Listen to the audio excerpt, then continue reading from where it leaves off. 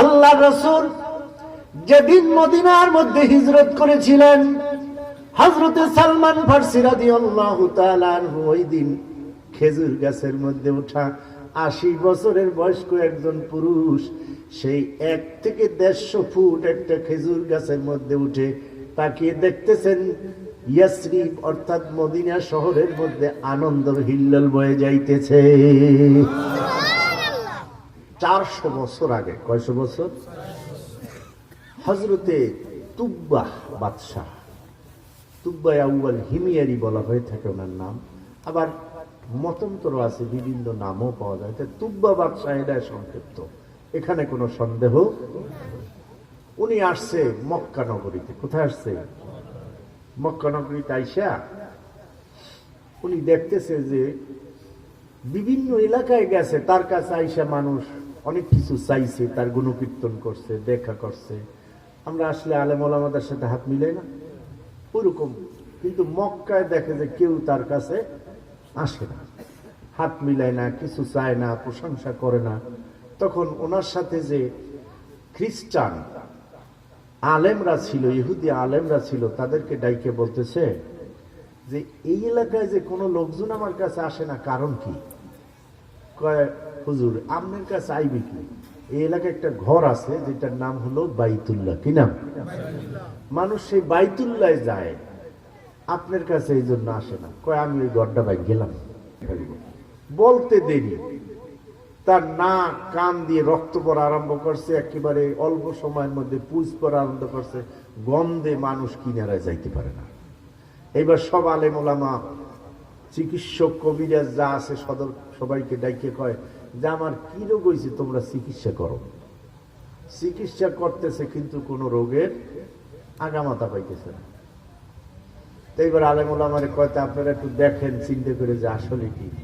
আলেম ওলামা, ইহুদিদের যে আলেম ওলামা ওই সময়, এখনো আলেম ওলামা, তখন পাদ্রী বলতো, যাই হোক, বলতেছে আপনারা দেখেন যে কি কারণে আমার এই অবস্থা। তারা চিন্তাছে তো না করে রেখা, হুজুর আপনি কি কোনো খারাপ চিন্তা করছেন? আমি তো খারাপ চিন্তা করি নাই, তবে একটা করছি। যখন তোমরা কইছো যে এলাকায় বাইতুল্লাহ মানুষ যে এই জন্য আপনার কাছে আসে না, আমি মনে মনে নিয়ত করছি ওই ঘরটা ভাঙ গেলাম। হুজুর তাইলে তো রোগ হয়েছে আসমানি। রোগ কোথার? চিকিৎসা করতেছি আমরা কোথার? জমিনের। তাই আপনার রোগ তো ভালো হইবে না। আপনি তাড়াতাড়ি এই কথা উঠে গেলেন। কথা ঠিক আছে। ইয়েমেনের বাদশাহ, তুব্বা বাদশাহ বলতেছে যে তাহলে আমি মকমলের কাপড় দিয়ে বাইতুল্লাহরে একটা গিলাপ দিয়ে দেব। সুবহানাল্লাহ। আর আমি যে কথা বললাম, কথা উঠাই নিলাম। আর এই মক্কা নগরীতে যত মানুষ আছে প্রত্যেকের আমি খাবার আর কাপড় দেব। নিয়ত করার সাথে সাথে ওনার রোগ ভালো হয়ে গেছে। তো উনি বলতেছে তাহলে এবার চলো আমরা মক্কা থেকে ইয়াসরিব যাব। কোথায় যাব? ইয়াসরিব। কয়েকশো আলেমদেরকে নিয়ে এবার তিনি মদিনায় অর্থাৎ ইয়াসরিবের মধ্যে পদার্পণ করলেন। ইয়াসরিবে পদার্পণ করার পরে তিনি সেখানে 400 আলেমের বসতি করলেন, বিল্ডিং করলেন 400, একতলা। আর একটা বিল্ডিং করছে 2 তলা। কয়তলা? ওইখানে গিয়ে মাটি ঘেরান নিয়ে জানতে পারলেন যে আখিরি জামানার পয়গম্বর এই মদিনায় অর্থাৎ ইয়াসরিবের মধ্যে পদার্পণ করবেন, আর তিনি হবেন আখিরি নবী এবং তিনি সত্য নবী। এটা জানার পরে উনি আলেমদেরকে ওখানে রেখে গেলেন যে তোমরা এখানে থাকো, সেই নবী যেদিন আসবে তার সাথে হাত দিয়ে তোমরা বায়াত গ্রহণ করবা। আর 2 তলা যে ঘরটা বানাইছেন, এই ঘরটা বানাই একটা উইলনামা করছে, হেবানামা, আর একটা চিঠি লেখছে যে হুজুর আপনি এখানে আসবেন আমরা বুঝতে পারছি, কিন্তু আমি যদি এই সময় না থাকি তাহলে আপনি আমাকে আপনার অনুসারী অর্থাৎ মুসলমান বানাই নেবেন। আর এই যে ঘরটা তৈরি করছে এই ঘরটায় আপনি থাকবেন। তো 400 বছর আগে এই শহর তৈরি করে সে চলে গিয়েছে। 400 বছর পরে হযরতে সালমান ফারসির বয়স তখন 80 থেকে অনেক বেশি। সালমান ফারসি রাদিয়াল্লাহু তাআলা আনহু জীবনে কোনোদিন মূর্তি পূজা করেন নাই। যখন উনি ওনার বাবা আগুন পূজা মূর্তি পূজা শুরু করত, তখন উনি ধান খেতে অর্থাৎ ফসলের মাঠে তিনি চলে যেতেন, যে বাবা আমার তো একটু তাড়াতাড়ি যেতে হয়, কারণ ওনার কাছে খারাপ লাগছে যে একটা মূর্তি নিজে বানাইয়া এরপর এটার আবার সালাম দেয়, সেটা তো খুব ভালো ব্যাপার স্যাপার না, তো এটা দরকার নাই। কয় বাবা তুমি করো, আমি ওই ধান এই ফসলের মাঠে যাই, কারণ পাখি সকালবেলা খাওয়ার জন্য আসে, তারাইতে হয়।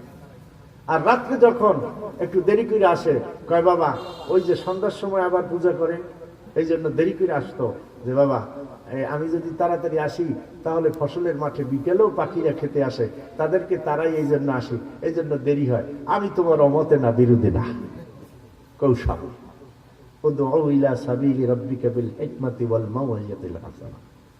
হিকমত খাটানো জায়েজ না না জায়েজ?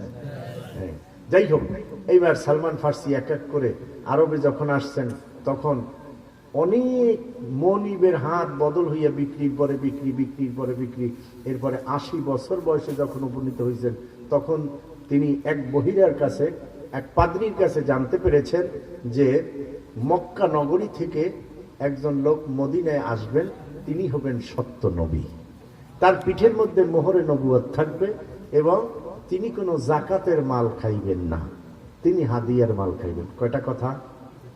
4টা। একটা হলো তিনি আসবেন কোত্থেকে?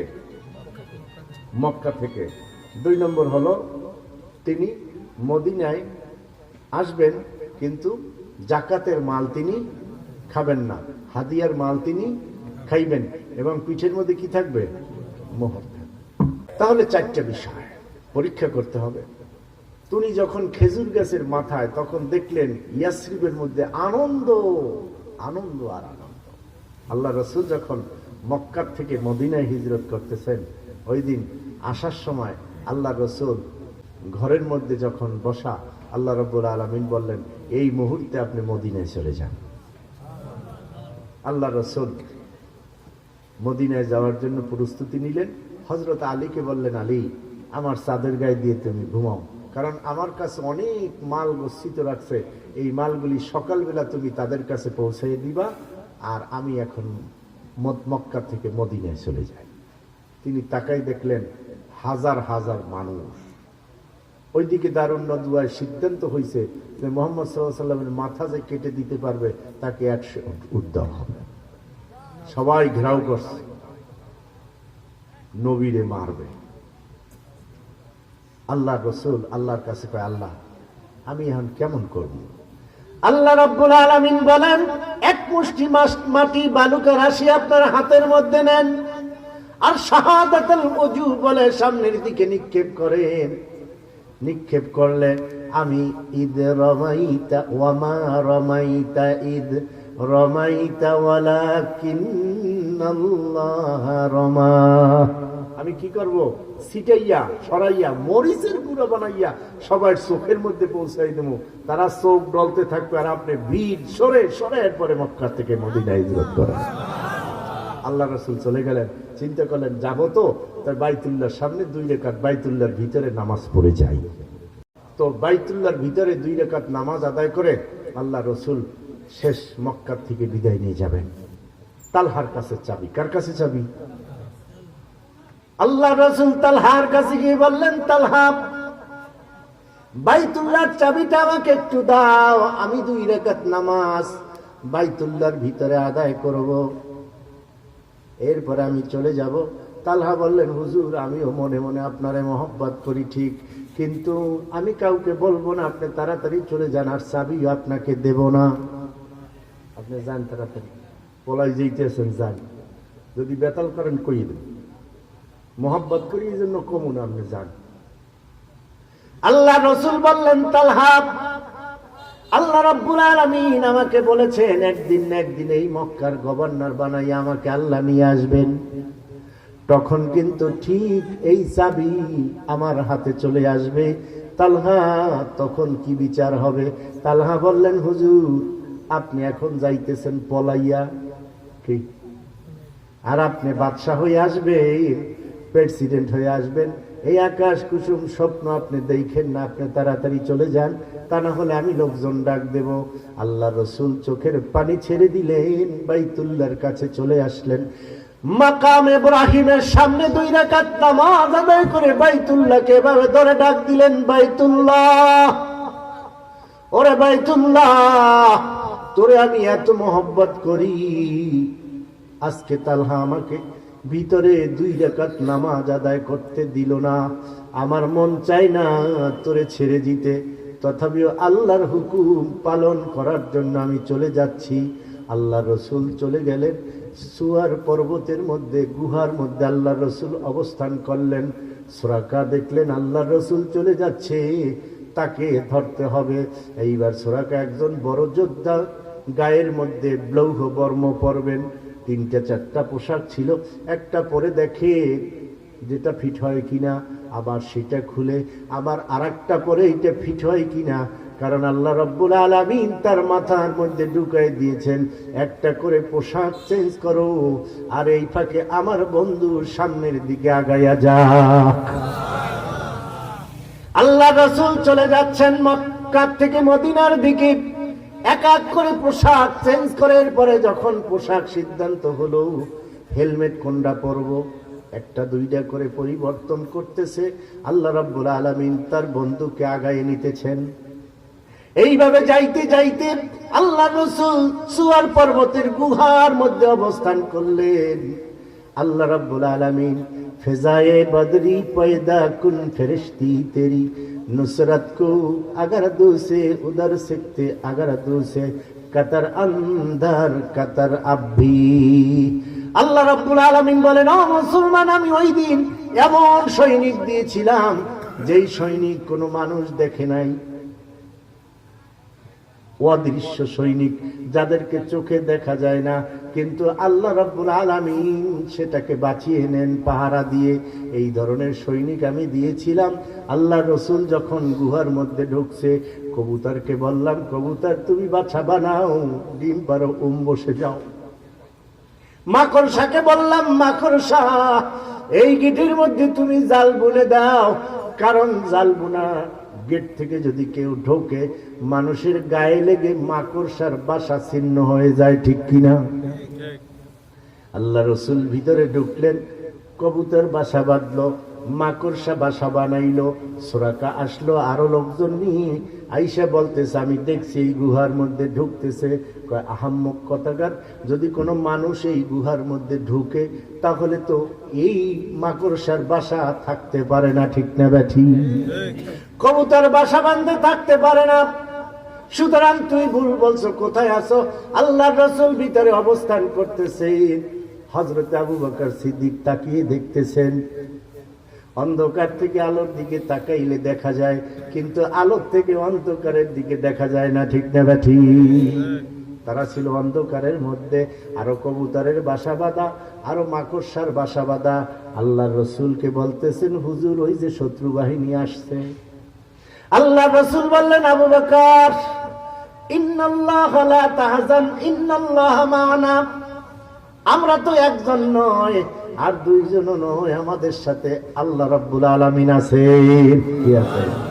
আশিকু কা কিয়া মজা হয়, মাশুকো সে পৌঁছিও, শাখে গুল মে কিয়া মজা গায়, বুলবুলি সে পৌঁছিও। আল্লাহ রাব্বুল আলামিন তার বন্ধুকে মহব্বত করেন।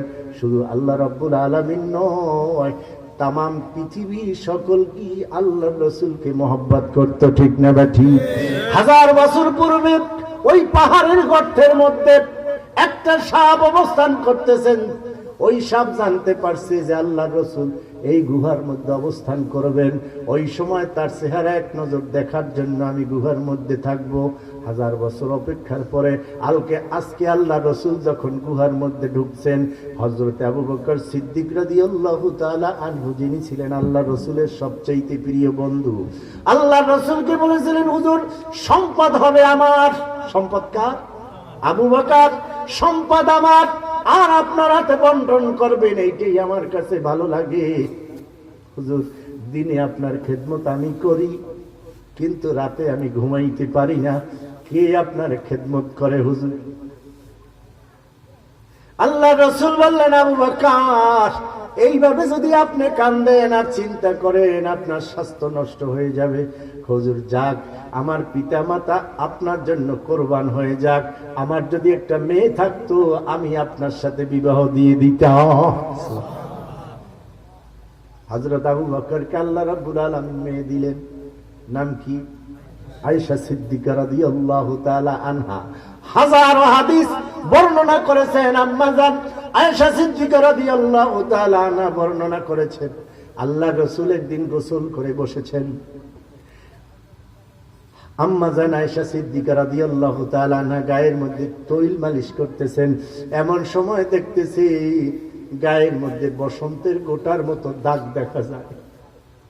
আম্মা জান আয়েশা সিদ্দিকা রাদিয়াল্লাহু তাআলা আনহা অনুমতি ছাড়া কোনো প্রশ্ন করতেন না, বলতেন হুজুর আমি আপনি যদি বলেন একটা প্রশ্ন করতাম। আল্লাহ রাসূল বললেন আয়েশা কেন অনুমতি চাও? বলছে হুজুর দুইটা কারণে আমি আপনাকে চিনতে পেরেছি, আপনাকে আমি সম্মান করি। এক নম্বর কারণ হলো আপনি আমার স্বামী, আর দুই নম্বর কারণ হলো শুধু স্বামী নন আল্লাহর পাঠানো পয়গম্বর। সুতরাং তাদের সাথে কথা বললে অনুমতি নিয়ে বলতে হয়। আল্লাহ রাসূল বললেন আয়েশা বলো বলো, পারমিশন দিলাম। আম্মা জান আয়েশা বলতেছেন হুজুর মনে কিছু নিবেন না, ছোটবেলায় কি আপনার শরীরের মধ্যে বসন্তের গোটা উঠেছিল কিনা? এমন সময় দেখা যায় আল্লাহ রাসূলের চোখ দিয়ে পানিগুলি দরদর করে গাল বেয়ে বেয়ে পড়তে আরম্ভ করছে। আল্লাহ রাসূল বললেন আয়েশা নবীদের গায়ের মধ্যে বসন্তের গোটা তো দূরের কথা, একটা মশা কিংবা মাছি বসা হারাম ছিল। হুজুর কিসের দাগ? আর আপনাকে কষ্ট দিয়েছি, আল্লাহর রাস্তে মাফ করে দেন। আল্লাহ রাসূল বললেন আয়েশা কোনো কষ্ট না, কারণ তুমি আমার তাইফের কথা মনে করিয়ে দিয়েছ। আমি যেদিন তাইফের ময়দানে গিয়েছিলাম, ইয়া আইয়ুহান নাস কুলু লা ইলাহা ইল্লাল্লাহ, আমি যেদিন বলেছিলাম ও তাইফের মানুষেরা লাত মানাত হুবাল উজ্জা এদের পূজা ছাড়ো, আল্লাহর পূজা করো, আল্লাহর উপর ঈমান আনো। ওই দিন আমার সাথে হযরতে যায়েদ আমার সাথে ছিল। আমি এই কথা বলার সাথে সাথে দরজা আটকায় দিয়েছিলাম, জানালা দিয়ে বলেছিলাম জানালা আটকায় দিয়েছিলাম। আমার গায়ের মধ্যে ধুলা বালি থুতু পানি নিক্ষেপ করেছিল, ময়লা নিক্ষেপ করেছিল, তাতেও আমি কষ্ট পাই নাই। এরপরে যখন যায়েদকে বললাম যায়েদ চলো তায়েফের মানুষ ঈমান আনবে না, আমরা যখন মক্কার পথ ধরলাম চতুর্দিক থেকে ছেলেগুলো আমাদেরকে অ্যাটাক করে ধরলো, হাতের মধ্যে পাথরগুলি দিয়ে আসলো, চতুর্দিক থেকে আমার গায়ের মধ্যে পাথর মারতে আরম্ভ করলো।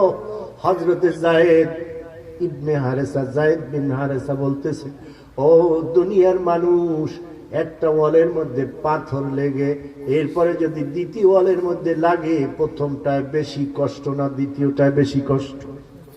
প্রথমটায় বেশি কষ্ট অবশ্যই। আল্লাহ রাসূলের গায়ের মধ্যে পাথর মেরে এই পাথর ছুটে হযরতে যায়েদের গায়ে এসেছে। হযরত যায়েদ বলেন ওই পাথরের আঘাতে আমার শরীরগুলি ছিন্ন ভিন্ন হয়ে গিয়েছিল, আমি সহ্য করতে পারি নাই, আমি জমিনের মধ্যে বসে গিয়েছিলাম। আর আল্লাহ রাসূল ওই পাথরের আঘাতে একবার নয় দুইবার নয় ওই তায়েফের জমিনে 4 বার বেহুশ হয়ে পড়েছিলেন।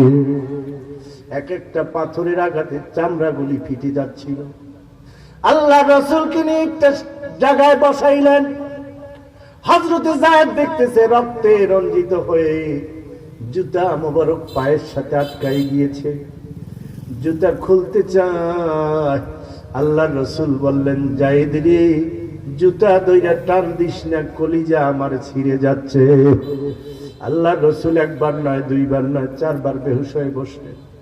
বললেন যাই আমাকে একটু পানি পান করাইতে পারো কিনা? হযরত যায়েদ বললেন হুজুর আমি দেখি। তায়েফের ঘরে ঘরে ঘুরে একটু পানি চাইলেন, কেউ পানি দিল না। এইবার যায়েদকে বললেন যায়েদ ওই যে দেখো আঙ্গুরের বাগানের মধ্যে একটা লোক বসা, তার হাতের একটা বকরি। ওই লোকটাকে বলো সেজন্য তার বকরির থেকে আমাকে 1 ফোঁটা দুধ দেয়। জায়েদ গেল, ভাইজান আপনার বকরির থেকে একটুখানি দুধ দেন। আল্লাহর রাসূল অসুস্থ, পানির পিপাসায় যদি তিনি মারা যান, দুনিয়ার কোন মানুষ আর পানি পান করবে না, একটু দুধের ব্যবস্থা করেন। বলতেছে, জাহিদ রে, আমি তাকাই তাকাই সব দেখছি, আমার খুব মহব্বত হইছে, কিন্তু আজকে দেখি লোকটা আসলেই পাগল। টাইপের লোকজন তাকে পাগল বলছে। আল্লাহ রাব্বুল আলামিন বলেন, মা সাহিবুকুম বিমাজনুন, আমার বন্ধু কি পাগল না, তিনি হলো তোমাদের সাথী। জোরে কোন সুবহানাল্লাহ।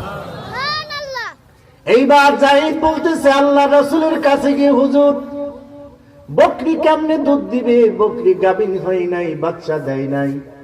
লোকটা বলতেছে, জাহিদ তুমি নবীকে গিয়ে বলো আমার বকরি গাভিন হয় নাই, বাচ্চা দেয় নাই, কেমনে দুধ দিব। এইবার আল্লাহ রসুলের কাছে গিয়ে বলে, হুজুর এই বকরি বাচ্চা দেয় নাই, গাভিন হয় নাই, কেমনে দুধ দিবে।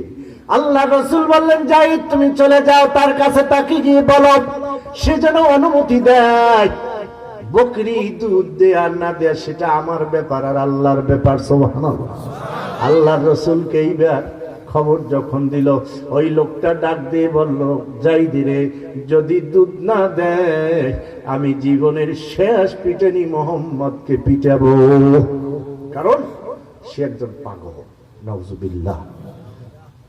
আল্লাহ রসুল অনুমতি পাইয়া বকরির পিঠের মধ্যে হাত দিলেন। লোকটা জাহিদ বর্ণনা করে, আমি তাকায় দেখলাম বকরি মাথা উঁচু করে আসমানের দিকে তাকাই বলতেছে, আল্লাহ আমি গাভিন হইনি, বাচ্চা দেইনি, কেমনে দুধ দিব। তোমার বন্ধু আমার পিঠের মধ্যে হাত দিয়েছে, আল্লাহ আমার শরীরে যত রক্ত আছে সমস্ত রক্তগুলি দুধ বানাইয়া আমার বানটাকে একটু পাকাইয়ে দাও। বর্ণনা মতে আসছে আল্লাহ রসুল এই কথা হাত দেওয়ার সাথে সাথে বকরির বান থেকে টপ টপ করে জমিনের মধ্যে দুধ স্পর্শ করতেছে। ওই লোকটার সাথে সাথে সারা দিনের মজুরি আঙ্গুরগুলি পাওয়া, সে আঙ্গুর দিয়ে শরবত বানাইয়া আল্লাহ রসুলের সামনে হাজির হলেন। আল্লাহ রসুল বললেন, বন্ধু তোমার বাড়ি কি হযরত ইউনূস আলাইহিস সালামের দেশে? মিয়ানে শুকুমা শুকু হে রমজিস কিরামুন কাতিবিন রাহাম খবর নিস্ত। আল্লাহ আল্লাহ রসুলের সাথে কি প্রেম দুনিয়ার কোন মানুষ জানেন না, এমনকি 2 সিনায় বসা কিরামুন কাতিবিন ফেরেশতাও জানে না। আল্লাহ রসুল যখন বললেন তোমার বাড়ি কি হযরত ইউনূসের দেশে, লোকটা বললেন, হুজুর আপনি কেমনে জানলেন? বলতেছেন, ইউনূস নবী, আমিও নবী, তোমার গায়ে থেকে ইউনূসের ঘিরান গুলি আসতেছে। আল্লাহ রসুল তিনি আজকে মক্কা সুয়ার পর্বত থেকে মদিনার দিকে রওনা করলেন।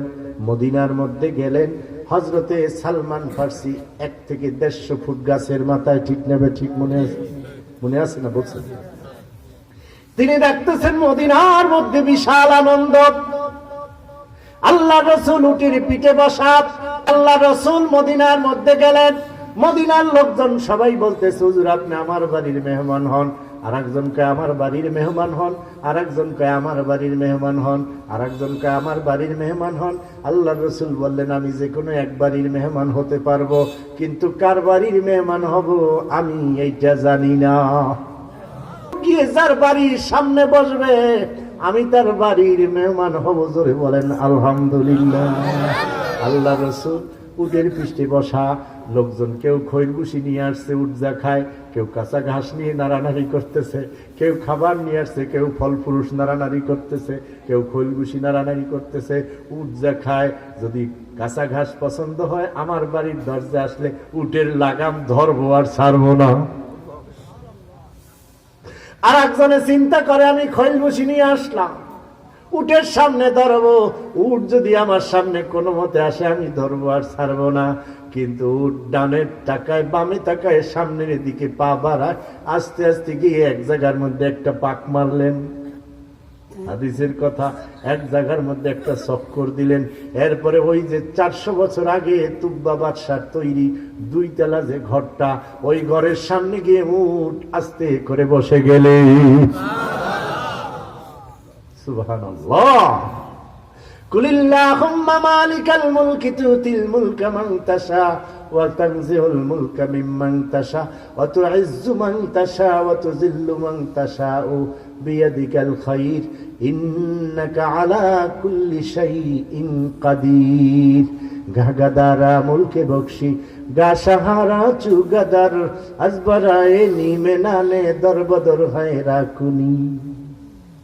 আল্লাহ যাকে সম্মান দেয় কেউ তাকে ফিরাইতে পারে না, ঠিক না বেঠিক? ও আল্লাহর বান্দা, হযরতে আল্লাহ রাসূলের উট যখন ওই 2 তলা বিল্ডিং এর সামনে গিয়ে বসলো, আবু আইয়ুব আনসারী রাদিয়াল্লাহু তাআলা আনহু একটা চিঠি আর একটা উইলনামা নিয়ে আসলেন। আল্লাহ রাসূলকে বললেন, হুজুর এইটা আমার দাদার থেকে পরদাদা, তারপর দাদা থেকে পরদাদা, এই চিঠি এসেছে তুব্বা বাদশাহ থেকে, এই বাড়িটা আপনার জন্য উইল করা হয়েছে, মনে আছে কিনা? এই বাড়িটা আপনার জন্য তৈরি করা হয়েছে, এই বাড়ির মধ্যে অবস্থান করবেন, এই বাড়িটা 2 তলা। আল্লাহ রাসূল বললেন, আবু আইয়ুব তোমার নাম হলো আবু আইয়ুব, আজ থেকে তোমার নাম আবু আইয়ুব আনসারী। জোরে কোন আলহামদুলিল্লাহ। আর কোন সাহাবীর নামের সাথে আনসারী নাই, একমাত্র আবু আইয়ুব। আল্লাহ রাসূল ঘরে অবস্থান করলেন। বলবে যে হুজুর উঠ যে পাক মারেছে সেইটা কি? ওইটা হলো মসজিদে নববীর এরিয়া। ওই জায়গার মধ্যে আল্লাহ রাব্বুল আলামিন খেজুর পাতা দিয়ে মসজিদ তৈরি করেছিলেন। উঠ দেখাই দিছে, এটা হলো মসজিদে নববী। সেই রাসূলের অবস্থা দেখে হযরতে সালমান ফারসি রাদিয়াল্লাহু তাআলা আনহুর কথা মনে আসেনি? তিনি নামছেন, কিছু যাকাতের খেজুর লইছে। কিসের খেজুর? মালিকের কাছে কয়, আজকে একজন লোক আইছে, আরে পরীক্ষা করবো, যাকাতের খেজুর দেন। কয় নিয়ে যাও। আল্লাহ রাসূলের সামনে গিয়ে বললেন, হুজুর এইটা যাকাতের খেজুর, আপনিও খান আর আপনার সাহাবীদের মধ্যে ভাগ করে দেন। আল্লাহ রাসূল বললেন, আসহাবে সুফফাদের মাঝে ভাগ করো। কুরাইশ বংশের লোক, সৈয়দ বংশের লোক, আমরা যাকাত খাই না। আল্লাহ রাসূল পাঠাই দিলেন, যাও। এইবার সালমান ফারসি 1 নম্বরে পাস, 2 নম্বর, 1 নম্বর না, কারণ 1 নম্বর ইয়াসরিবের মধ্যে মক্কা থেকে এসেছেন, সেটা সঠিক। 2 নম্বরে যাকাতের খেজুর দিয়েছেন, তিনি খান নাই। কয় প্রশ্ন? 2টা বিষয় আল্লাহ রাসূল পাস করলেন। এইবার 3য় দিন আবার আসলেন কিছু হাদিয়ার খেজুর নিয়ে। আল্লাহ রাসূলের সামনে বললেন, হুজুর এটা হলো হাদিয়ার খেজুর, আপনিও খান, সাহাবাদের সামনে বান করে দেন। কুলুবুন আরিফিন লাহা উয়ুনুন, কুলুবুন আরিফিন লাহা উয়ুনুন তারা মালা ইয়ারাহুন নাযিরুনা। সুবহানাল্লাহ। আল্লাহ রাসূল আর সাহাবীদের মাঝে কত সম্পর্ক। হযরতে আলী কারামুল্লাহ ওয়াজহু ঘুমায় গেছেন। কি ঘুমাইছে? আলী কারামুল্লাহ। স্বপ্নে দেখেন মসজিদে নববীর মধ্যে আজান হয়ে গেছে। সুবহানাল্লাহ। দেখতেছে আল্লাহ রাসূল নামাজ পড়াইতেছে, খুব তাড়াহুড়া করে আলী যাই আল্লাহ রাসূলের পিছে ইক্তেদা করছে। তাকাই দেখে আল্লাহ রাসূল 1ম রাকাতে একটা সূরা পড়লেন, 2য় রাকাতে একটা সূরা পড়লেন, এরপরে নামাজ শেষ করলেন। যায় নামাজ থুয়ে উঠে একটা খুঁটির সাথে ট্যাক লাগাই বসলেন। আল্লাহ রাসূল বসা এমন সময় দরজা থেকে বাবে জিবরাইল দিয়ে, যেই দরজা দিয়ে জিবরাইল আসছে ওই দরজা দিয়ে এক বৃদ্ধা মহিলা আসছে, একটা পাত্রের মধ্যে খেজুর আল্লাহ রাসূলের কাছে দিয়ে বলে, হুজুর আমার নতুন বাগানের খেজুর, আপনিও খান, সাহাবাদের সামনেও ভাগ করে দেন। আল্লাহ রাসূল খেজুরের পাত্রের দিকে তাকাইলেন, সাহাবাদের দিকে তাকাইলেন, বললেন 2টা করে দিলে কম হয়ে যাবে, টান পড়ে যাবে, 1টা করে দিলে কিছু বেশি হবে, সুতরাং 1টা করে নাও। হযরত আলী কোথায়? তুমি নাও 1টা। কয়টা? হযরত আলী খেজুরটা নিয়ে মুখের মধ্যে দিয়েছেন, চিবিয়ে চিবিয়ে খাচ্ছেন। এত সুন্দর ঘ্রাণ, এত সুন্দর মিষ্টি, আর একেবারে তাজা খেজুর। এই জীবনে এত সুন্দর খেজুর খায় নাই। হযরত আলী খেজুরটা চাবাচ্ছেন, এমন সময় মসজিদে নববীর অরিজিনাল আসল আজান শুরু হয়ে গেছে। হযরত আলী ঘুমে ঘুমে উঠে দেয়, মোহের মধ্যে তাজা খেজুর, জোরে কর সুবহানাল্লাহ। খেজুর খাইলেন, ওযু করলেন, খুব তাড়াহুড়া করে কি স্বপ্নে দেখলাম ভাবতে ভাবতে মসজিদে নববীর মধ্যে গিয়ে দাঁড়াইছেন। ওই সময় হযরতে আমিরুল মুমিনিন ওমর ইবনুল খাত্তাব খলিফা, তাই তিনি নামাজের ইমামতি করতেছেন। হযরত আলী দাঁড়ায় দেখলেন, আশ্চর্য বিষয়, সূরা ফাতিহার পরে আল্লাহর রাসূল যেই সূরা তেলাওয়াত করছেন, হযরত ওমর ঠিক হুবহু একই সূরা তেলাওয়াত করতেছেন। হযরত আলী কয়, দেখি দ্বিতীয় রাকাতে কোন সূরা পড়ে। দ্বিতীয় রাকাতে আসছে, আল্লাহর রাসূল দ্বিতীয় রাকাতে যেই সূরা তেলাওয়াত করছেন, হযরতে ওমরও ঠিক হুবহু একই সূরা তেলাওয়াত করছেন। হযরত আলী মনে মনে চিন্তা করে, তাহলে দেখি সালাম ফিরাইয়া হযরত ওমর আমিরুল মুমিনিন তিনি কি খুঁটির সাথে ট্যাক লাগাইয়া বসেন কিনা। তাকায় দেখে আল্লাহর রাসূল যেইভাবে খুঁটির সাথে পিঠ লাগাই বসছে, হযরতে ওমর ঠিক হুবহু একই কায়দায় পিঠ লাগাইয়া বসছে। হযরত আলী মনে মনে চিন্তা করে, দেখি ডান দিক থেকে কোন মহিলা, বৃদ্ধা মহিলা খেজুরের পাত্র নিয়ে আসে কিনা। তাকায় দেখে এক বৃদ্ধা মহিলা ঢুকতেছেন। আমিরুল মুমিনের সামনে গিয়ে বলে, হুজুর আমার নতুন বাগানের খেজুর, আপনিও খান, সাহাবাদের মাঝে বন্টন করে দেন। এইবার আলী মনে মনে চিন্তা করে, দেখি আল্লাহ রসুল যা করেছেন তাই করে কিনা। আল্লাহ রসুল ঘুমের মধ্যে একটা খেজুর দিয়েছেন। আমার ভাই হযরতে ওমর তিনি আমার চাইতে একটু আগাই গেছেন, তার কাছে আমি 2 নম্বর খেজুর চাইব। এ যদি বেশি হয়, হযরত ওমর বলতেছেন 2টা করে দিলে টান পড়বে, একটা করে দিলে কিছু বেশি হবে। হযরত আলী কোথায়, তুমি নাও একটা। হযরত আলী দৌড়ে আসলেন, নিলেন, মুখের মধ্যে দিয়ে চাবায় দেখেন রাতে যে খেজুর খাইছে হুবহু একই কায়দার খেজুর। হযরতে আলী চিন্তা করে, ঠিক আছে সবাইরে দেয়া শেষ হোক, 2টা চাইয়ে নেব। সবাইরে দেয়া শেষ, পাত্রের মধ্যে খেজুর বেশি হয়েছে। ওমর কি বলতেছে, ভাইজান একটা খেজুর দেন, বাড়ির মধ্যে পোলাপানা আছে, আমরা কই না জেলাপি জেলাপি দিলে কই না যে আরেকটা ভাই দেওয়া যে আমার একটা ছোট বাচ্চা আছে, ঠিক নেবেন।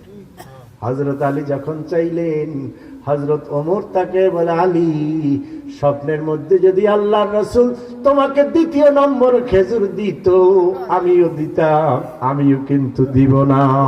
কুলুবুনা আরিফিন লাহা আয়ুনুন তারা মালা ইয়ারাহুন নাযিরুনা। আল্লাহর বান্দা আল্লাহর রাসূল আবু আইয়ুব আনসারীর ঘরের সামনে বসলেন। হযরতে সালমান ফারসি আজকে হাদিয়ার খেজুর নিয়ে আসছেন, বলতেছেন, হুজুর আপনিও খান, সাহাবাদের মধ্যে বন্টন করে দেন। আল্লাহ রসুল খাইলেন, সাহাবাদের মাঝেও বন্টন করে দিলেন। 3 নম্বর পাস হয়ে গেল। এইবার হযরতে সালমান ফারসি রাদিয়াল্লাহু তাআলা আনহু বারবার আসেন, আল্লাহর রসুলের পিছনে বসা থাকেন। আল্লাহর রসুলের সামনে জিবরাইল আসলেন, হুজুর এই লোকটা কিন্তু আপনার মোহরে নবুয়ত দেখতে চায়। আল্লাহর রসুল আস্তে করে চাদরটা সরায় দিলেন, এইবার আবার ঢেকে দিলেন। হযরতে সালমান ফারসি দেখে এইবার বিশ্বাস করলেন আল্লাহর রাসূল সহি। এইবার আল্লাহর রাসূলের কাছে আসলেন, হুজুর আমি মুসলমান হব, কিন্তু আজাদ না, আমি হলাম একজনার গোলাম। আল্লাহর রাসূল বললেন, যাও, সে কি চায়?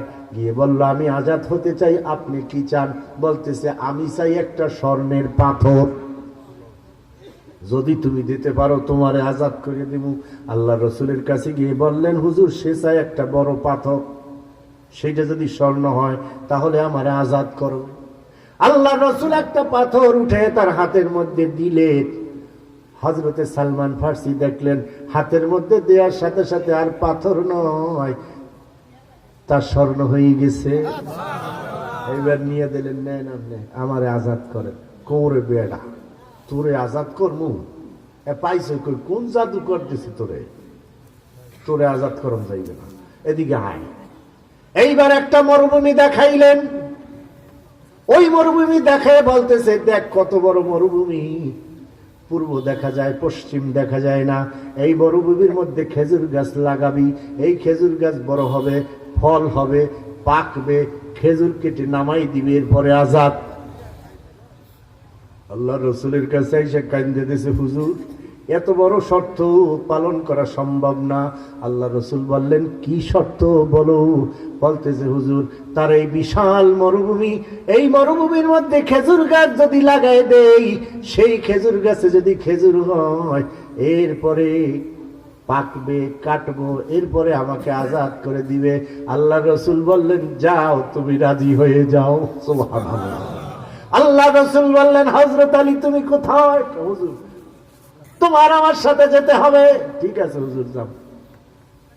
আর সালমান ফার্সি তুমি গিয়ে বলো তাকে আমি রাজি। বলল ঠিক আছে আমি রাজি। কয় ঠিক আছে, আমিও খেজুরের বিচি সিদ্ধ করে দেব। জীবনে গাছ হইবে না, খেজুর হইবে না, পাকবে না, কাটতে পারবি না, আজাদ হইতে পারবি না। কয় হুজুর বিশাল শর্ত সিদ্ধ করে দিবে। কয় রাজি হয়ে যাও, আল্লাহর নামে রাজি হয়ে যাও। রাজি হয়ে গেল। আল্লাহ রসুল আলীকে গিয়ে বললেন, চলো একদিনের মধ্যে লাগাইতে হবে। পূর্ব দিক থেকে লাগানো শুরু করলেন, পশ্চিম দিকে ফিরে বলতেছেন, খবরদার খবরদার, পিছনের দিকে তাকাবে না, খবরদার খবরদার। হযরত আলীকে বললেন, তুমি একটা গর্ত করো। আর আল্লাহ রসুল একটা খেজুর দিলেন। সালমান ফার্সিকে বললেন, তুমি একটু পানি দাও। এইবার আল্লাহ রসুল হাত দিয়ে খেজুরের বিচিগুলি বুনলেন। খেজুরের বিচি বোনা শেষ। এইবার বললেন, তোমরা মাথা উঠাও আর পূর্ব দিকে তাকাও। তাকায় দেখে খেজুরের গাছগুলি বড় হয়ে গেছে, খেজুর হয়েছে, পাকছে, পাখিগুলি কিচির মিচির করে ডাকছে, আর পাকা পাকা খেজুরগুলি জমিনের মধ্যে স্পর্শ করতেছে। ইহুদি বলতেছে, আল্লাহর রাসূল আপনার সত্য নবী, আর দেরি নয়, আপনি শুধু সালমানকে নয় আমাকেও পড়ায় দেন, লা ইলাহা ইল্লাল্লাহু মুহাম্মাদুর রাসূলুল্লাহ।